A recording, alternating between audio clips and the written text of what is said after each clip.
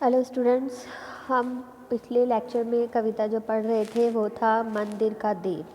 तो इस कविता में जो महादेवी वर्मा जी हैं वो बता रही हैं कि जो मंदिर जाना और ये सब जो भी क्रिया का क्लाप और पाठ पूजा पाठ हम करते हैं ये सब व्यर्थ है।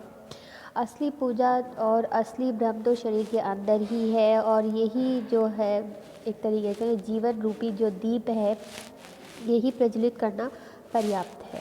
इसी में हम आगे पढ़ेंगे कि पल के मन के फेर पुजारी विश्व सो गया, प्रतिध्वनि का इतिहास प्रस्तरों बीच खो गया, सांसों की समाधि सा जीवन मसी सागर का पंथ गया बन, रुका मुखर कण कण स्पंदन, इस ज्वाला में प्राण रूप फिर से ढलने दो।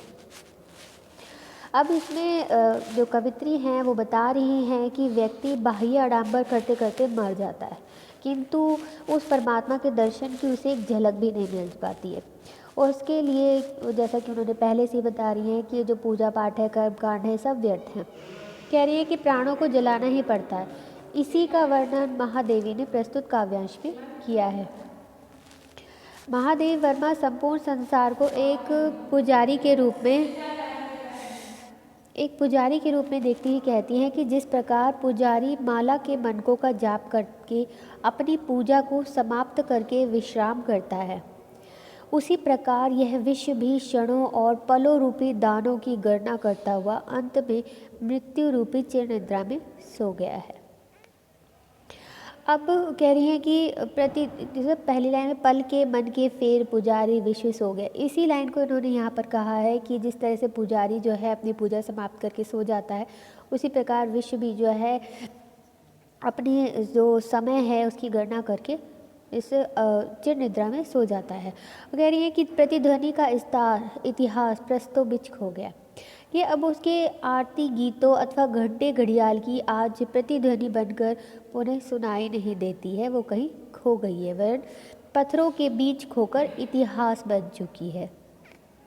प्रस्तरों मतलब पत्थर कि पत्थरों रूप में वो पत्थरों के बीच खोकर इतिहास बन चुकी है। उसकी सांसें अब समाधि लेकर शांत हो चुकी है।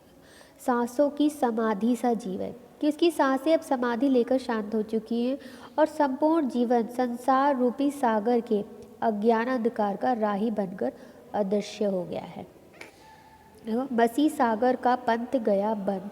तो इसी लाइन को कहा है इन्होंने यहाँ पे कि संपूर्ण जीवन जो है वो संसार रूपी सागर के अज्ञान रूपी अंधकार का राही बनकर जो है वो अदृश्य हो गया है और इसके शरीर का धड़कता एक एक कण अब शांत हो गया है। और आगे उसका अर्थ यह है कि उसकी जो चेतना है वो समाप्त हो चुकी है। और आगे कह रही है कि ऐसे में भी प्राणों का दीपक एकाकी ही प्रज्वलित रहा। कहने का मतलब यह है कि सारी दुनिया जैसे एक निश्चित समय के बाद चिर निद्रा में समाप्त हो जाती है, इतिहास बन जाती है और जितने भी पूजा पाठ होते हैं जैसे घंटे घड़ियाल आरती गीत जो हैं ये सब एक समय के बाद रुक जाती हैं और संपूर्ण जीवन जो है वो अज्ञान रूपी अंधकार में खो जाता है और उनके शरीर का धड़कता एक एक अंग कण भी समाप्त हो जाता है, शांत हो जाता है, अर्थात उसकी चेतना जो है वो समाप्त हो जाती है। और वो कह रही है कि फिर भी ऐसे में भी प्राणों का दीपक जो है वो प्राणों रूपी जो दीपक जिस पे वो मुख्य रूप से महत्व दे रही हैं उसको कह रही है कि इस सारी चीज़ों में भी जहाँ हर एक चीज़ जो है वो समाप्त हो रही है लेकिन प्राणों का दीपक फिर भी जलता रहता है, वह माया ममता के बंधनों से दूर रहता है।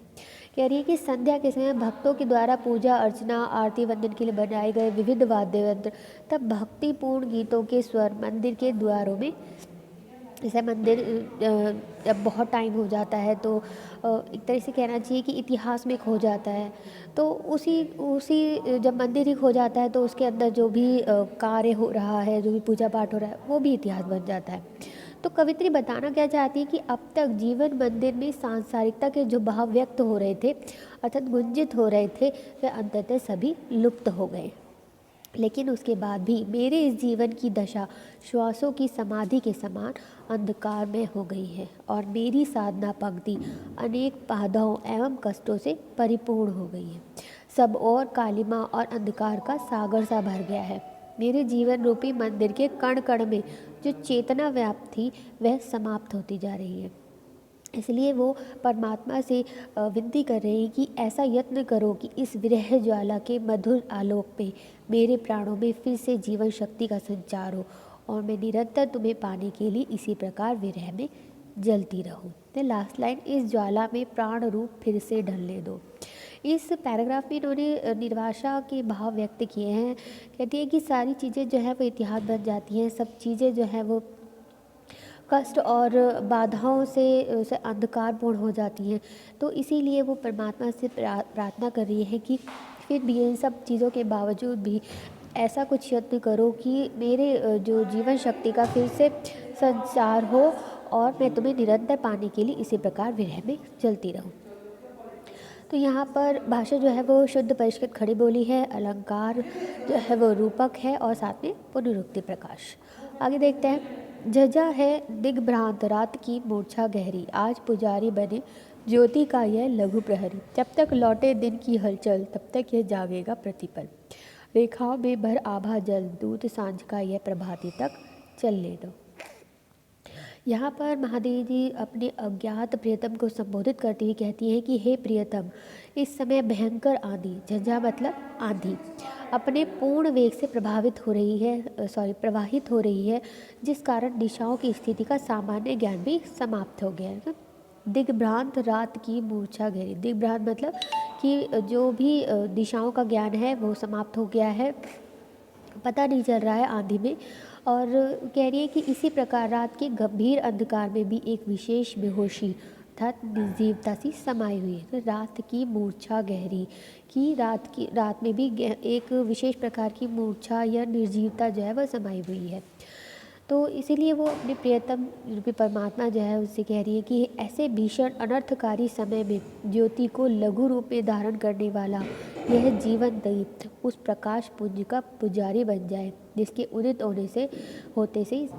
उदित होते ही संसार का सारा अंधकार जो है मिट जाता है। आज पुजारी बने ज्योति का ये लघु प्रहरी। तो यहाँ पर अर्थात उनका कहने का मतलब है कि मेरी जीवात्मा आराधना में तल्लीन पुजारी का रूप धारण कर ले तो अधिक अच्छा होगा, और मेरा यह प्राण दीपक तब तक प्रकाश फैलाता रहेगा जब तक स्पंदन और जागृतियों से भरा सुनहरा दिन नहीं लौट आता। जब तक लौटे दिन की हलचल, कि जब तक, जैसे वो कह रही है कि रात्रि जो है वो एक बेहोशी से छाई हुई है, निर्जीवता छाई हुई है, तो वो कह रही है कि मेरा जो जीवन रूपी दीप है वो तब तक प्रकाश फैलाता रहेगा जब तक सुनहरा सा दिन जो है वो वापस नहीं लौट आता। आगे कह रही हैं कि हे प्रियतम, मेरा यह प्राण दीप अपनी रेखाओं से अर्थात अपने अस्तित्व में विशिष्ट क्रांति का संचार किए रहेगा, और यह लघु जीवन दीप संध्या की सूचना देने वाले उस दूत के समान है जो अपने स्वामी का संदेश तो लाया है, किंतु जिसे वह संदेश देना है वह अभी उपस्थित नहीं है। यह दूत सांझ का इसे प्रभाती तक चलने दो। कि ये अपने स्वामी का संदेश जो लाया है वो उपस्थित नहीं है, इसीलिए इसे अब तब तक वहाँ उपस्थित रहना पड़ेगा जब तक कि संदेश का प्राप्त करता वह महान प्रकाश पुंज रूपी प्रभात जो है आ नहीं जाता। मतलब क्या है इस चीज़ का? इसका मतलब ये है कि जब तक रात्रि का अंधेरा विद्यमान है तब तक दीपक को अखंड जलना है। कवित्री यहाँ ये बताना चाहती है कि जब तक प्राणों में ज्ञान रूपी दिन का प्रसार नहीं होता तब तक अज्ञान तथा माया रूपी रात्रि को दूर करने के लिए साधना में रत प्राणी को अपना देह रूपी जो दीपक है वो जलाना पड़ेगा, अर्थात तब तक इस शरीर को जीवित रखना पड़ेगा जब तक कि लघु ज्योति आत्मा का परम ज्योति परमात्मा में साक्षात्कार न हो जाए। तो ये एक तरीके से जो गीत है ये रहस्यवादी भावना का प्रतीक है। कहीं कहीं इन्होंने बहुत ज़्यादा क्लिष्ट भाषा का प्रयोग किया है, और मतलब वो जो कहना चाहती हैं वो बिल्कुल सीधे सीधे शब्दों में नहीं है, थोड़ा सा रहस्यवादी भावना यहाँ इसमें उन्होंने प्रयोग किया है। इसमें उन्होंने अपने प्राणों को एक दीपक का रूप प्रदान किया है, और जो कि विश्वास रूपी स्नेह के द्वारा जलता हुआ साधना में लीन है, और ज्ञान रूपी प्रभात होने पर यह प्राण दीप पूजकर सदा के लिए ईश्वरीय प्रकाश में लीन हो जाएगा। तो यहाँ पर इन्होंने बहुत ही अच्छा एक वास्तविक बिंब यहाँ पे प्रस्तुत किया है, और अलंकार यहाँ पर लुप्तोपमा है और सांग रूपक है। तो ये था मंदिर का यह दीप की जो महादेव वर्मा द्वारा लिखित जो कविता गीत है। और अगले लेक्चर में हम इससे अगला गीत पढ़ेंगे जो है चिर सजग आंखें उन्नी थी। तब तक के थैंक यू।